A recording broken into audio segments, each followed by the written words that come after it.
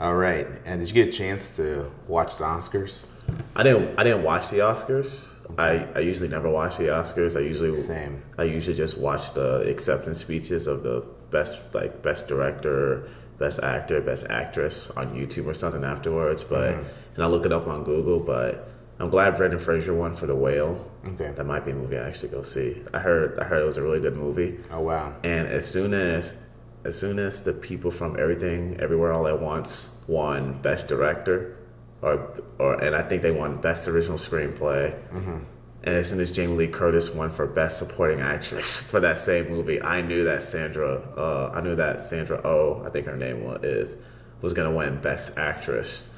So good for them. I'm really happy they won, and it was same thing, just a different year. yeah, absolutely. As I had a friend in Top Gun, so I was hoping that Top Gun would pull through. Yeah. Because I heard a lot about there's people approaching Tom Cruise, thanking him for bringing back theaters. He proved that theaters can come back, that these big blockbuster films are still alive. That the experience we had in the 90s when we watched movies is still here, and movie stars still exist. And he showed that, with the global box office sales and the reviews. So I wanted to see that get, a lot more rewards. I think it got Best Sound, but I believe it deserved a lot more. Though I have not seen, what's the film that ended up winning? Everything Everywhere All at Once. I haven't seen it either. I haven't seen it either. So before I can really give my opinion on that, I wanted to go check it out. I am proud to read that the editing team all learned, like the editing team of 5 people that won Best Editing, they all learned from YouTube tutorials. And so that's amazing for anyone who's aspiring to do, major things, that the barrier of entry is you. The barrier of entry used to be, we can blame where we were born, where we grew up, this and that, but now since information is everywhere, it's your job to, knowledge is reserved for those who seek it. If you're not seeking it, then you're the only one, you only blame yourself for not sitting inside that time. And so, all 5 of them, got the Oscar for Best Editing, and they learned from YouTube, which YouTube University seems to be, as far as I know, is free. As long as you have the ads, it's free. So that part, made me feel a little bit better about, Top Gun not winning. Though, is there a reason why you don't watch the Oscars every year? Is there a reason why you don't watch, I'm assuming you don't watch the Golden Globes or the SAG Awards? I just don't. It's weird. I don't really watch any award. Like, I don't watch the Grammys either. Don't really care. Me either. Yeah. It's just, it's weird, man. I don't know why I don't watch them. I've never sat down and watched the Oscars. You know what I mean? Yeah, man. I hear you. Yeah, I agree. Yeah, I'm not big on that either. I kind of feel like it's kind of watching the scoreboard. Our job should be telling the most honest stories as possible. And to be sitting there watching the scoreboard or watching whose story was told best just seems kind of backwards to me. But I agree. So this has been too appealing about that. I'm surprised that Austin Butler didn't win Best Actor, because he won at another award show. I think the SAG Awards. I don't know, but oh wow, yeah. I saw Elvis. Have you seen it? No, I haven't. Yeah. I mean, it's all right. It's all right, man. Yeah. I love Boz Lemon. I auditioned for a piece of his in the past. It's called The Get Down. It was on Netflix. I think it was like the first year it came out here. It had Shamir Moore and a couple other, and Jaden Smith was in it too. And so I was going to work with a director in the past, and the director was fantastic in that movie. The director made that movie. Even the Elvis movie, he's really big into like music and like quick cuts and things like that. Yeah. As far as Austin Butler goes and the Elvis role portrayed, AB. Yeah, I wasn't like too impressed or blown away. I'm not a fan of Elvis. I'm like, And I'm just not a fan of his music. well, that's what it comes down to. His Yeah. story, his music, all of it is distasteful. Like, Yeah, it's nothing against AB himself, you know what I mean? But I'm just not a fan of Elvis. and what do you and not to harp on this, but what do you know Austin Butler from? I don't know him from anything else. From Disney or was Yeah, no, he's from Nickelodeon. He was on this show that me and my sister used to watch called Zoe 101.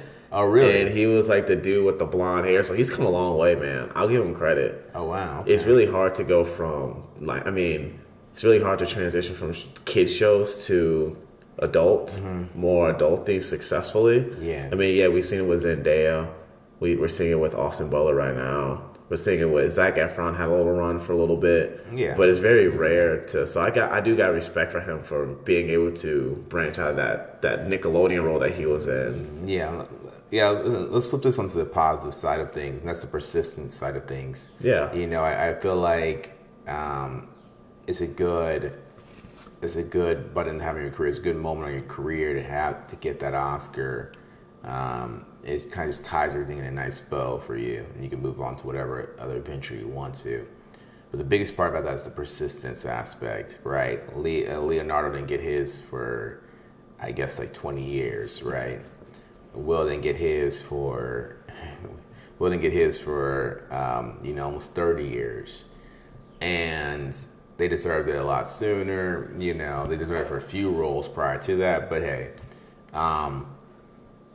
the persistence side of it when it comes to these guys that you don't really expect to come out of come out of their like subtle roles and become these mega stars are gonna be like your Zendaya. Mm-hmm. Obviously, there's always raw talent. Austin Butler, you know, obviously there's always raw talent. Even when it comes to the music front, Ariana Grande, wasn't she on? She was on Nickelodeon as well. Yeah, dude, she was on Nickelodeon. She blew up. She blew up and became like a global pop star, man. I'd probably say we name pop stars right now, or for the past, 5-10 years, she'd be in the top 5 easily. Facts. Record sales and ticket sales and all of that. So the persistence aspect and tenacity is admirable by itself. Mm-hmm. And that's what I was saying earlier. I got a lot of respect for Austin Butler because he was still able to, because I don't think any of them's ever been nominated for Oscar, and he got nominated for anyone who's come out of that. Okay, out of that pool. Yeah, and he I got a lot of respect. If you look at his filmography, he was very, very persistent, and he was very, very consistent in that. I got respect for that. I got respect for hard work, no matter who you are. You know what I mean? As you should. Who else has come a long way from there? If you think about it, all these actors have come a long way. Look how far Will took it from Fresh Prince. So some of the older actors now. Look how far he took it from Fresh Prince. And that's not even Fresh Prince the show, Fresh Prince the rapper. You know what I mean?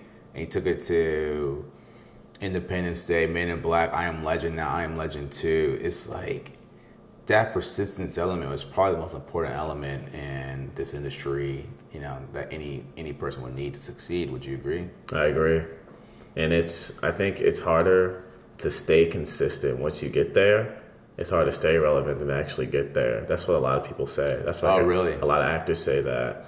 Like Denzel said, he says, yes, I've made it to the top of the mountain, but it's still a long way down. Mm-hmm. You can still slip and slide down. And we've seen people, like actors, slip and slide after they've made it to the top of the mountain. Yeah. Yeah. Yeah, and some of them offer so much. It's hard for them to slip and slide down. But I don't really know him very well. I don't really know his work that well either. But I'm hearing like Ezra Miller is going through whatever he's been doing lately. Yeah, and his career could come to an end. I guess you'd be a better gauge on that. I'm sure you know the story a little bit better. Do you think his career is coming to an end, or do you think that how do you think that Hollywood's going to respond to it?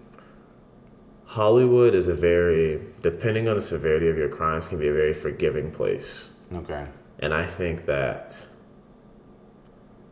I don't think he'll ever play the Flash again. Okay. But I don't think his career is over. Okay. Despite all the allegations and the stuff that he's going through and the problems that he's caused. Yeah. Hollywood can be very forgiving depending on who you are. Mm-hmm. Mm-hmm. And yeah. Okay. Well, yeah, when we circle back around to these topics, I want to get on to, we're talking about these people who have been persistent, who've uprised from their current, when they first entered the industry, what they're known for is no longer what they're known for, which is great. Mm-hmm. But I want to ask, did the movie star die? Did the movie star die? And we'll get on to that on this next episode. Sorry to cut you all the way. We're going on to the next one. But did the movie star die? Do we still have these big blockbuster stars? Are there global recognized stars? Are we going to have the Tom Cruise and the Will Smiths again? That's my real question. For sure. It's Black Hollywood. Yeah.